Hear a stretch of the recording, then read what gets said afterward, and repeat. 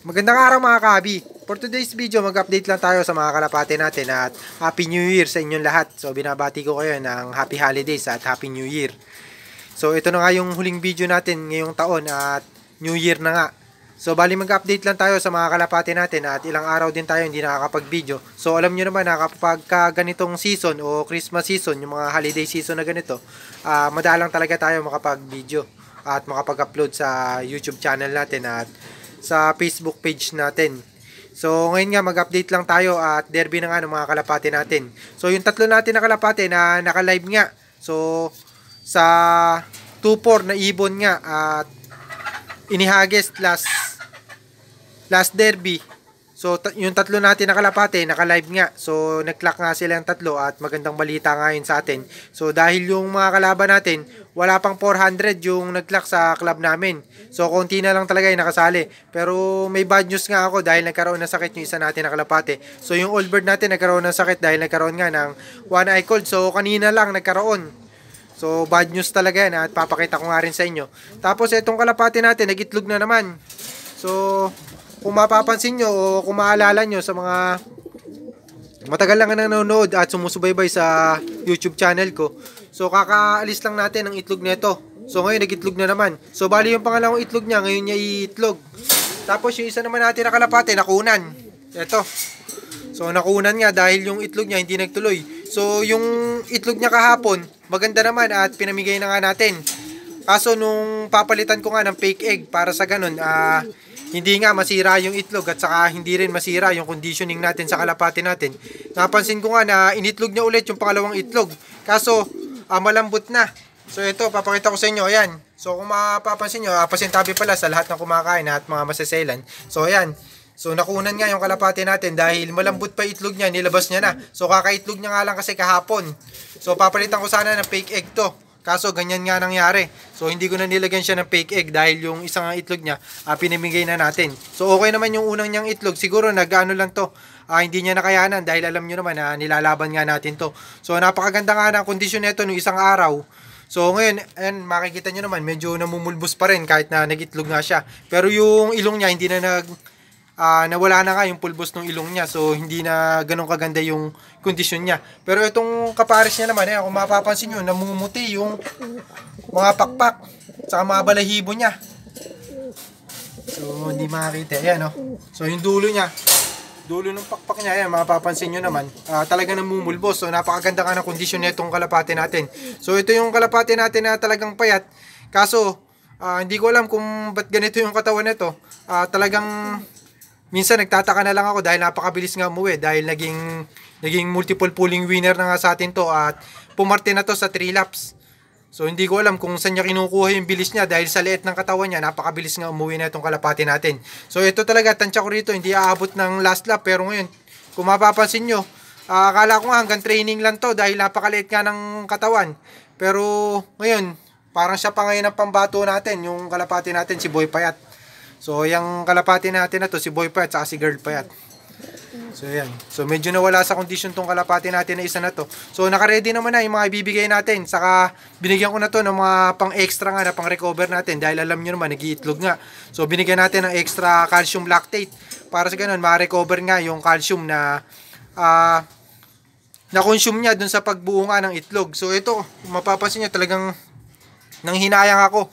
So, yung isang itlog niya kasi, pinamigay na natin dahil alam naman natin na kapag derby, so 2 days silang nandun sa track o sa club natin. So bago i-release yung kalapate natin, loading mamaya tapos Sunday na yung release. So first lap sana nila ngayon. So kakarga nga natin yung kalapate natin. Tapos kung papansin nyo, wala na rin dito yung white flight natin na kalapate. Saka yung kapares ni Balaling, yung pang motivate nga natin. Kasi nagkaroon din ng sakit yung kalapate natin na yun at binigay ko muna kay Tonying para ma-recover niya. So yung kapatid niya itong white flight natin. So bali 4 lang yung nilo-load natin mamaya at 3 dun sa kabilang club. So bali 7 yung ilalaban natin. So sa siyam natin na kalapate, nakatagpos lahat ng training. 2 lang yung kalapate natin na hindi natin na isampa sa derby dahil nagkasakit nga. So yung isa natin dito na white flight talagang maganda rin condition nun. Kaso bigla na lang hindi na lang kumain yung kalapate natin at inom na lang ng inom.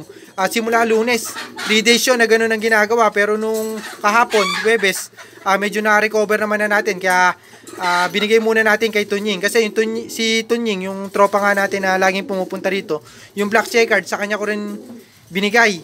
So sa kanya ko rin pina-recover at nagkaroon nga ng paramyxovirus naman yung isa natin na kalapati na yun. So yung dapat na race naman ng black checkered natin, second lap na ngayon. So live nga tayo dun. So wala pang 400 yung live dun sa isang club natin na yun. Tapos dito naman, i-entry natin yun 4 panibago.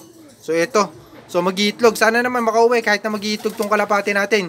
So sana makapag-itlog siya bago nga natin i-load mamaya sa truck. Dahil alam nyo naman bagong taon. So 31 ang loading nila. At ang release nito, bali January 2 na. So New Year na. Bagong taon na. So ganun din to. Yung mga kalapati natin na to, dalawa na to. Saka ito, si Balaling. Yung kalapati ng kasama natin na binigay na nga sa atin at tayo na naglalaro. Yan, so medyo matibay naman at nakakukondisyon naman natin. So isa lang naman yung kondisyon natin sa lahat ng mga kalapati natin na yan. So ngayon, papakita ko lang sa inyo yung isa natin na kalapati na live. So siguro sa Allbird kasi yun, sa mga Allbird siguro sa club natin na naka-live nga. Siguro 150 na lang yun out of 2,000. Sa mga Allbird, 150 na lang siguro naglalaban-laban. So napakaganda na ng chance natin na manalo. Ang nangyari nga, nagkaroon naman ng one eye cold. So papakita ko nga lang sa inyo yun. So bali ito yung kalapati natin, yung blue bar natin, binigyan nga natin ng bagong kapares. Bali lolo nung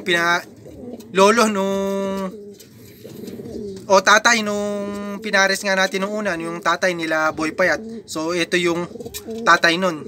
So bali lolo nila Boy Payat to. Yan. So in case na mag-itlog sila, papapisa nga natin dahil pwede naman natin na ilaban. So nagkaroon nga siya ng one eye cold. Ito. Yan. Sa kabila. Mapapansin nyo talagang namaga. So kanina lang yan nangyari at nagkaroon nga bigla ng one eye cold. So hindi ko rin sure kung kahapon pa dahil hindi natin naasikaso kahapon. So dahil naging busy nga rin tayo, sila Tunying lang yung nag-asikaso nito at nagpalipad pa nga. So hindi ko alam kung nakita nila na meron ng one eye cold to at napalipad pa. So hindi natin alam kasi hindi rin ganun karunong pa sa pagkakalapate yung kasama nga natin na yun, si Tunying, tropa lang natin. So hindi naman natin masisi kasi sa ating kalapate to, nagmagandang loob lang yung kasama natin na si Tunying at siya nga nag-asikaso kahapon. So hindi siya maalam, talagang kasalanan ko kung bakit nagkaroon ng one eye cold to. So napabayaan nga natin. So okay naman yung kondisyon niya, namumulbos pa tong kalapati na to. Yun lang ang naging problema, nagkaroon nga ng one eye cold pero binigyan na rin natin ng amtil. Sana makapag-clock lang yung mga kalapati natin, yung dalawa natin na kalapati na nagitlog, saka ito.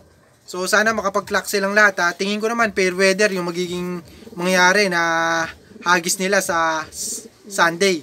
So niready ko na nga lahat nung ibibigay natin sa kanila. At papakita ko rin sa inyo yun. So kung gusto nyo makakita, huwag nyo sana kalimutan na mag-like sa video natin.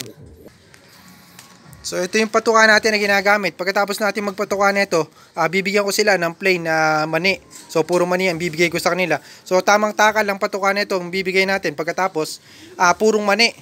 So pagka nabusog na sila dito, kasi yung mga kalapati natin na yan, medyo nasasawa rin yan. Ngayon pagka binigyan natin ng mani, susubo pa rin. Kung sakali na in case na hindi sila kumain ng mani, pwede nyo i-force feed nga bago nga i-load yung kalapate. Yan. So ito yung mga patuka. Tapos ito naman yung mga vitamins natin na binibigay sa kalapate. So meron tayong Bercelaga, tapos yung fish oil, liver oil, saka amino, multivitamin, saka minerals. So ito yung mga binibigay natin. So yung Bercelaga naman, binibigay nga natin to after 2 hours. After 2 hours nilang kumain. So yan lang mga binibigay natin ngayon. At sana nga makarecover yung kalapati natin dahil binigyan natin ng extra calcium yung mga kalapati natin na iitlog nga at umitlog. So sana makauwi lahat ng mga kalapati natin at yun nga, binabati ko kayo ng Happy New Year. So kita-kita na lang ulit tayo sa susunod na taon. Happy New Year sa inyo. So sana patuloy pa rin kayong sumuporta sa akin at maraming salamat sa lahat ng sumusuporta lagi. Happy flying sa inyo. God bless.